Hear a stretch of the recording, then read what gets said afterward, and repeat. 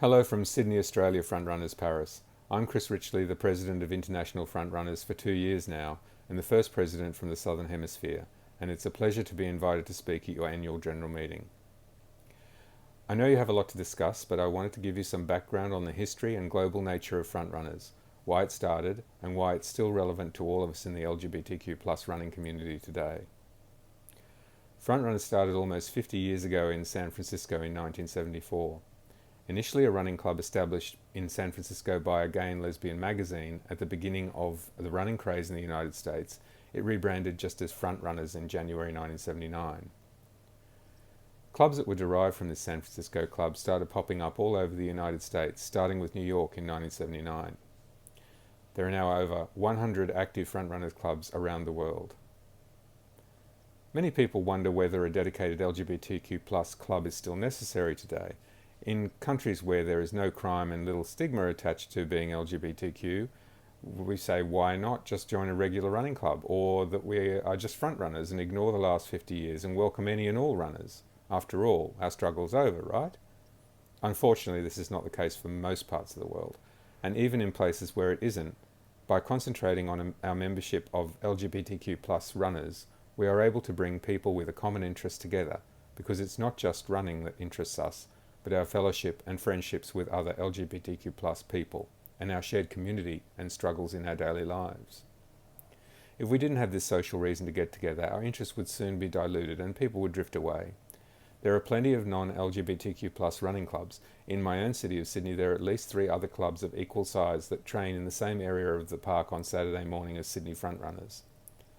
Our members, if they were only interested in running, could move to these clubs at any time, and yet our membership has stayed very stable at 100 to 150 people every year for over 30 years.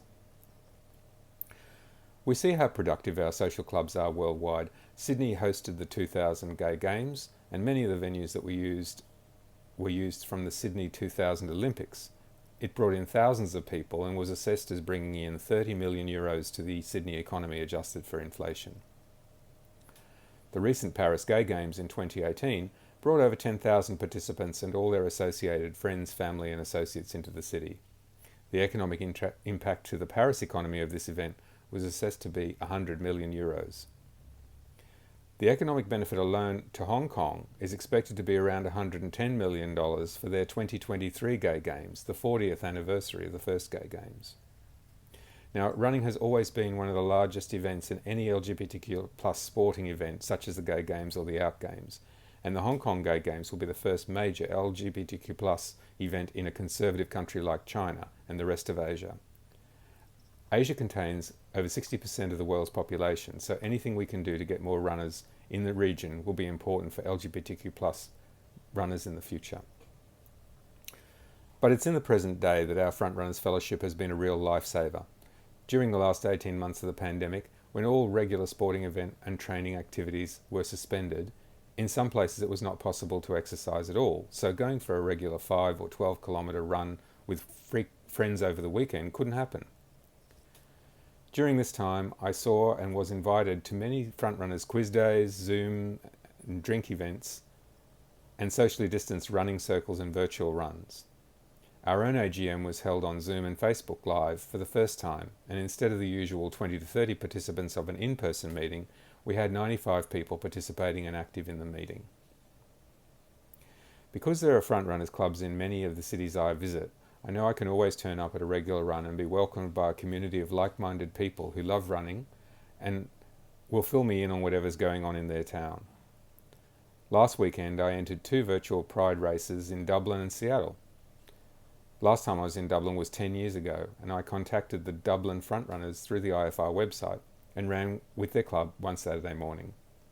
I also have friends in Seattle, so even a virtual run with them is important to me. Last weekend, a major annual race, the Sydney Morning Herald Half Marathon, which regularly has over 25,000 participants, had to be postponed for the second year in a row due to COVID cases. Sydney has enjoyed months with no cases, and now we have over 100 in just a few days, and we are back to working from home and exercising virtually. Many people were still able to run the race and post their time on the Sydney Frontrunners and IFR Strava pages, as well as other social networks.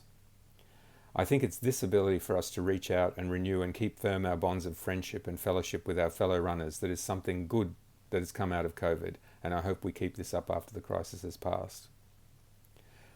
For international front runners, it looks like we may be able to have our own AGM with some people attending in person and some online this year when the Euro Games are on in Copenhagen from Wednesday to Friday, August 18 to 20. And so with that, I'd like to wish you a good AGM, a good rest of 2021, and let's hope that every day now gets a little safer and we can all join each other in person together in our runs around the world. Thank you very much.